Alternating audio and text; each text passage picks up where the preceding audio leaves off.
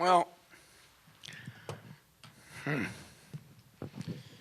going to be hard to be honest and be mad and be happy at the same time. So I'll do my best. I'll look at a couple of good things. Everybody, including me, wanted us to get to the free throw line more, and we got there 33 times.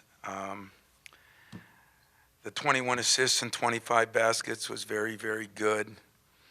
The 9 for 17 threes, we lowered that, so we improved in some areas. But I thought we got outplayed. I thought we got out. The biggest thing that this program has stood for is our toughness, and I said it to our team before the game. To me, that team was a tougher team than us. Now, they got some tough guys, and some of those transfers have a chip on their shoulder, and rightfully so. And I felt like, we had our chances a couple times. How the game ended, I don't know if the basket would have gone in. They were counting it, I guess. So I don't know what that means either way. But we had our chances before that when we were up 10 and I got the technical. That probably changed the game as much as anything. So with a young team, I can't afford to do that.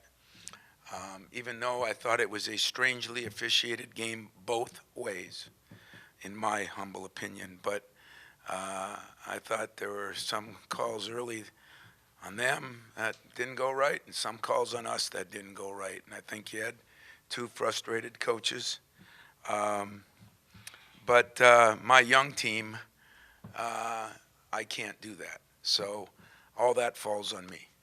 And I'm going to take 100% of the blame. I thought we did some good things coming back. Big play was when we blocked that shot and the shot clock's going out and the kid hits a 35-footer. That was big. We go to the line with our best free throw shooter, and we missed 4 out of 6 down the stretch with two very good free throw shooters, one great free throw shooter. But I told Joe after, I like the way his team played. That's going to be a very, very, very good team. That team will play in the NCAA tournament, no question about it. And they do a lot of very good things. They make it hard on you. They run a lot of good offense, and they are pretty physical. I think both of us have to be a little disappointed in our defense. I don't think they played great defense, and I know we didn't play great defense. And I don't think it was all because of great offense. So two things that are still most disappointing to me is in the first half, we threw the ball around like it was a hot potato. And I don't know if we ended up with 8 or 9, I think, turnovers in the first half, and 8 of them, according to my staff, were unforced, which means we're throwing them off people's legs, we're getting an offensive foul, we're traveling. Those are ridiculous. And I guess I'm going to have to live with it for maybe another day, but tomorrow we're going to do some things in practice, try to change that. The two things that I'm worried most about for me are, we look fatigued tonight a little bit. I mean, Miles looked fatigued, we look fatigued, and with this travel schedule we're on, we're bound to be fatigued a little bit. And worse than anything is we look soft inside, and that almost never happens here. But some of it is due to injuries. Some of it, we had a walk-on and a 6'5" guy playing in the post against two, what I thought, very good post players. We made Simmons into an All-American. I hope he gives me some of his NBA money when he makes it, just off our game alone. And but he had a couple other guys that I thought really, the Scott kid has not been shooting like that. He did a very good job. So all in all, it was a win. It was a win we could have won by more than a couple, and they could have won by more than a couple. And it was a very physical, tough game that I think proves that we have a lot of work to do, especially defensively and rebounding. And but if we have Kenny and Nick both out of there with foul trouble, we're in trouble. We just aren't deep enough in that way. So I'll take whatever questions you got. Coach, Yes. tonight, Aaron Harris had a high for his MSU career, 31 points. His 6 threes are the second highest he's had in his career as well. This is, the best he's had this season. Dramatic growth considering the first two games he's had. What have you seen that has helped him elevate to this level so far? Well, it's funny because I pulled Aaron in 2 days before the last game, and I was disappointed the way he was running the lane. I tried to tell him how Brent Forbes scoring baskets. Disappointed how he came off ball screens. You're right. He's done a hell of a job of getting better in that area. And he wasn't as good defensively as he was offensively, and probably some of that, I'm not sure with that body, he's capable of playing 35 minutes. So we just got in some trouble, and we beat him to death. So that's why I say everything's fixable, because the best guy that's got to do a better job is the coach. He's got to do a better job. I got to do a much, much better job of coming up with a little bit better substitution pattern. Sometimes, if we get in foul trouble, my hands are really tied, especially inside. But got to do a much better job of that. And if I would have, I think Aaron could have made those free throws at the end and maybe had a monster game. But he made big shots. He got to his spots on the break and hit the shots he's supposed to hit. We finally got the ball inside some and kicked it out to him. We drove the baseline some and kicked it out to him. And I don't know, I'll probably talk to Joe about it. But, like I said, he got some open looks because their defense was a little bit like our defense at times, non-existent. And if that happens, their kid Scott hit some big buckets. We didn't guard him with a fishnet. And, we did a decent job on Goodwin. I shouldn't say everybody because I really like that kid. He seems like a hell of a player. And he did not shoot very well from the three, so maybe we did a better job than I think. And we just couldn't contain, when we had MVD guarding him there, my 6'5" walk-on, that's not a good matchup for us. So it's hard to complain about the job he did. It just, he survived. Tom, you mentioned that your team looked fatigued tonight. You've got to go to the Bahamas now. You're going to have three tough games in 3 days and everything. How do you combat it that way? Not going to worry about it. I'm just what I've done is I've worried too much about it. And what I mean by that is you guys that are from our media, the war games, the physical parts of practice, we're just playing sissy ball right now. That's the way I'm coaching it because I'm worried about injuries and I'm worried about losing another player. And so I'm not going to worry about that, and I'm not going to worry about how we practice anymore. We got to get after it. You become a product of what you do, and we have become a product a little bit. We're softer than we've ever been, and it's not all their fault. In fact, like I said, the first guy we're looking at is me. We just have to, it's hard to practice harder when you don't have any practice time. We've been traveling so much. But I've been too worried about that. I talk to you guys because I want to be honest with you. I don't give a damn if we're walking on our knees. We're going to practice harder. We're going to play harder. And when we run out of gas, we're going to run out of gas and lose the game, and then we're going to go right back at it. Because that's not what this program does. And tonight was a great example of it. I give them a lot of credit for how they played, how hard they played. And I watched them against Baylor. They could have, should have beat Baylor. I watched them against Florida. It was a game right till the end. That's going to be a very, very good basketball team when they get everybody back too. Coach, how would you talk about your team's progression on offense? I know it's only 4 games into the season, but do you see progress in that regard? Well, yeah, I think we made tremendous progression. We're shooting a very high percentage the last 2 games especially. We knocked down our threes. You look at all the things we wanted to do when we came back from Kentucky. We said, can't take as many threes, but we took 30-some against Mississippi Valley, but they played zone the whole time, so that was acceptable. We cut our turnovers down, I think, to 14 or 15 that game. We cut them down to 12. I know it's no monumental deal, but it's better. We hadn't got to the free throw line. I don't even know if we were there 30 times, were we? We weren't averaging 10 a game. And we got there 33 tonight. We drove it a little bit better, and that was good. We want to get our assists back up, 21 assists and 25 baskets. That's phenomenal. And so, yeah, we did some things better, but you start looking at second chance points. They had 24 to our 9. That does not take a skill. That takes a little effort. And that's where I really have respect for them. Points in the paint, 40 to 22. A little bit of skill, a little bit of work. But that second chance and those rebound totals tell you who played harder. And that doesn't happen to us very often. So my hat off to him and his team, and my disappointment will remain with me until we change that. So it seems like every time we put our finger in the dike, there's going to be some more holes opened. Are they because we're fatigued? Or because we're young? Because we don't practice hard enough? A little bit of all the above. But are we making progress? 100%. We'll get that other one straightened out because it's illegal not to be tougher than we were tonight. Yes. You talked a Yes. little bit about Miles, kind of looking fatigued a little bit. Is part of that maybe the attention that he's drawn from those first couple games, and how much of it do you think is also having to play a little bigger, maybe than with some? I don't of the think guys the got? bigger is some, because in the first half, I mean, he was playing the same more often than not. I think I think he's asked to do a lot. He played 37 minutes tonight, like I said, with him and Aaron. I'm going to always refrain from saying this because I said it before. Other teams have other players that play 37, 38 minutes.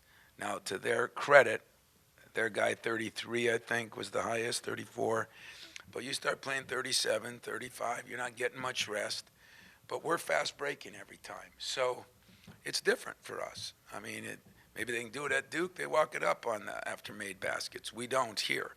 It doesn't make one better or worse, but those are the things I got to really look at. I got to get Miles either more rest, and Miles is playing a lot of minutes, and this travel has been brutal, and we got to get mentally and physically tougher. So a little bit of a combination of both. Yeah. Tom, I understand you're frustrated, but stepping back and looking at this in reality, Coach Dooley even referenced it a minute ago. Their game plan was 2 bodies on Miles. He didn't miss some bad shots. Can there be another lining in this win also, that your team found a way when teams focused on Miles to get a win? Well, yeah, I think so. I mean, but I don't think they want to give Harris what they did. We need to get more out of Winston. He can shoot it. We got to get more out of him. We got to get a lot more out of our other guard. I really struggled tonight. Langford played pretty good considering he's just coming back from the injury. But Ellis, I struggled with on some things, and McQuaid really struggled tonight. So Ellis and McQuaid played 20 minutes between them. I think we got to get another guard doing more. You might see Harris at the 2 a little bit more, but it's almost like we're subbing shooting for defense, defense for rebounding, rebounding for, we can't put them all together yet. But if I sound frustrated, I'm more ticked off because I'm just ticked off about the physical part of it. Not frustrated with the parts that we've improved on. I mean, if against a quality team, I told my team before the game, this will be one of the 4 or 5 best teams we'll play all preseason. Now, you guys know who we're playing.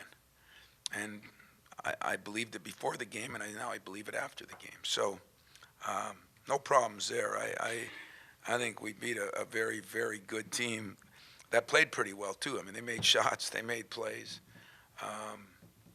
They weren't awesome from the free throw line, and we were pathetic. Tom, back here. What's your actual understanding on how that played out on the final play with the clock starting early? What were you told in terms of exactly Well, first what of all, it happened? wasn't our guy. They control that. And they just said to me that it was hit. If it would have gone in, it was counting. And that's the only thing they said to me. I don't know. And as mad as I'm sure he was, I don't know what would have changed. I mean, he still got the shot off. You're only going to get one shot off in 1.6 seconds. Did it look like it went early? It did a little bit to me, but I can't say I was watching that either. But as I said, you look at that game, there were some moments when I think both of us were scratching our head.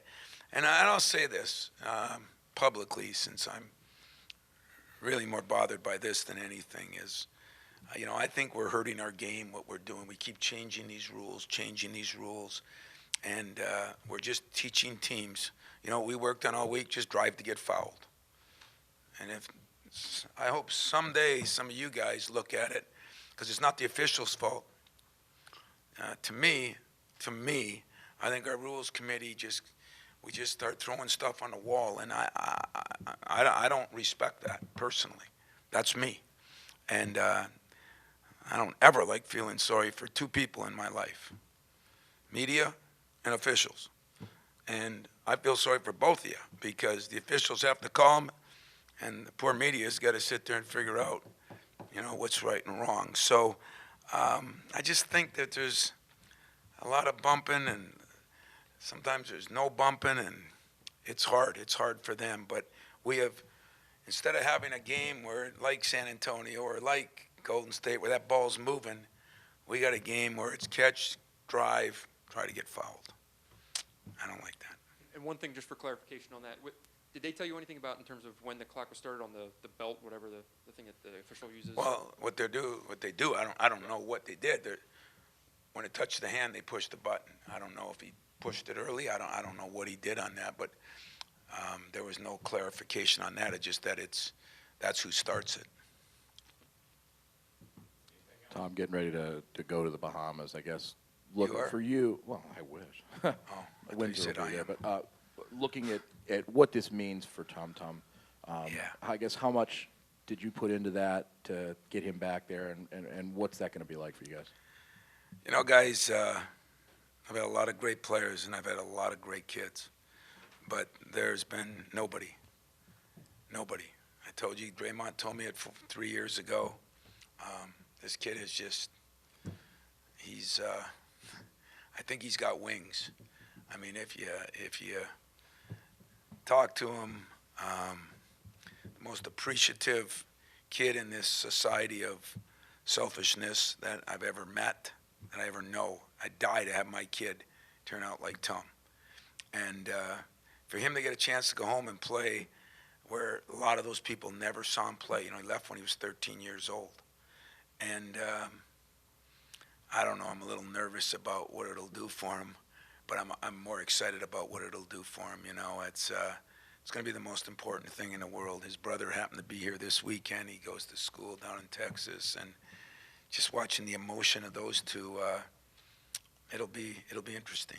It'll be real interesting. But I appreciate the opportunity to be a part of seeing somebody do something that is going to be so meaningful in his life. I mean, that really, the championships are great and the wins are great, but watching a kid,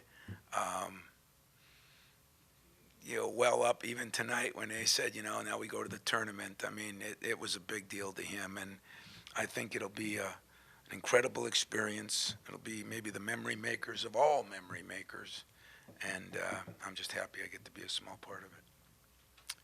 Yes?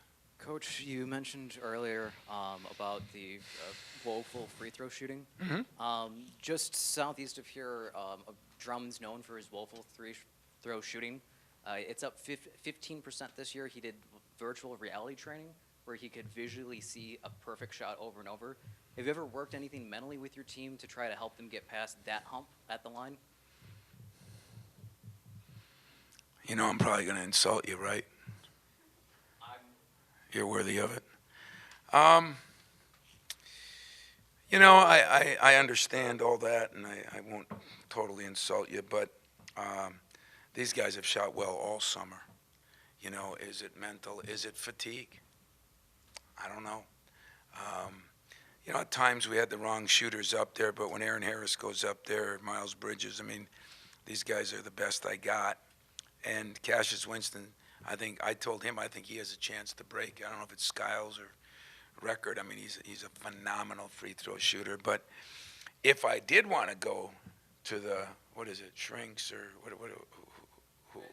virtual reality, if I did want to do that, it'd have to be around Christmas, because between now and then, I don't think I have enough time. Unless we did it on the plane. Maybe we'll fly that guy in on the plane and he can, and I'm not trying to make fun, but I mean, it's funny how people look at different things, because nobody wants to look at, everybody laughed at how we were for 20 years. We were the toughest SOBs in the business. And right now we're not playing that way. And I don't think it's all their fault. I think there's a combination of reasons. But part of being tough is physical. Part of being tough is mental. You put the two of them together, and you got some tough cookies. And we're just going to get tougher. That's what I'm going to work on from now on. I'll hit the virtual reality maybe in the summer. And plus, I'm not, I don't like the Kardashian show either. I don't like any reality shows. So virtual or not, I don't like them. Yeah. So with all this, what do you want to accomplish in the Bahamas? I'd like to win a championship so my guys understand what it takes to win one. I'd like to continue to play better in the areas that we have to improve. I want to figure out whether I'm going to start, different lineup to get what I want. Maybe different guys got to come off the bench. And then I got to do a better job. And so don't anybody blame a player. I got to do a better job making them tougher. I got to do a better job making that, those of you that know me know we run an NBA substitution pattern. We know who's going in when, at least most of the first half. We have not been able to do that. I've used the excuse that we got so many guys injured and out and this and that. It doesn't matter. That's what we do here. That's what we got to do. So I got to do a better job. Tonight's going to be a long night for me and my staff to figure out what we got to do to put guys in a position to be successful. And in saying all that, there were a lot of good things done tonight if you look at what we wanted to get accomplished. If you told me we were going to line 33 times, I'd have said great. If you told me we were shooting over 50% from the 3 and the 2, I said great. If you told me we had 21 assists, 25 baskets, I'd be ecstatic. If you told me that we get out rebounded by 100 or 14, whatever it was, I'd be appalled. And if you told me that second chance points would be 24-9, I'd say, I've never seen that stat here. So they deserve credit. We deserve blame. We're going to get better. I know one thing. I take my hat off to them, too, because he's got my philosophy. He's gone out and playing everybody. And they're at a school where you don't have to go play everybody like some of the schools just to get money. He's going out and playing people. And that team is going to get damn good because they are tough, and they do play hard, and they have enough different pieces, point guards, inside players. That did not surprise me one bit. In fact, I said on my radio show, disappointed for the Michigan State fans that really knew of them as Dunk City and really haven't followed them close enough for a lot of reasons. One, they're not in our area or in our conference. But I said, I hope a lot of people come out because this is going to be one of the top 5 teams we play in the non-conference. And guess what? It was, we found a way to lose at Arizona, and we probably played worse against Arizona than we did tonight. So maybe there's good news in that. Tonight we learned how to win. I thought against Arizona we just found a way to lose. And tonight they hit that big 3. We had to find a way to win, and we did. And that's going to help us a lot, too. That'll help our confidence. That'll help our reality. It'll do a lot of things for a lot of things. And I wasn't ripping you on the question. I just, the NCAA, they're so awesome. They give us like 20 hours. And if we put a virtual reality thing on, I'm sure the ticker would be on how much time. So we just don't have time to do all those things. But we're going to get better, guys. We are a little tired. Judd Heathcote told me something one time that I always remembered. He said that he was with Marv Harshman. He was an assistant. And they were playing at UCLA. And the night before the game, I guess Judd said, boy, we look tired. And Marv said to him, well, how do you feel? And Judd says, well, what does that got to do with our team? And he said, well, how do you feel? He said, I feel tired. He said, well, that's how they feel. Well, I got to tell you, we're a little tired. So I'm sure even though they're 18, 20 years old, they do more work than we do. So we got to find a way to just get around it, guys, and we're going to do it. We're going to find a way. There was a lot of encouraging things. The discouraging ones are what our medal's all about here. It's who we are. And that culture is never going to change as long as I'm here. So we're going to figure out a way to get that part back. We still might miss free throws. We still might turn it over a little bit more. But our defense and our rebounding is going to improve. I don't care if I got 5 little tiny guys out there, okay? Thanks a lot.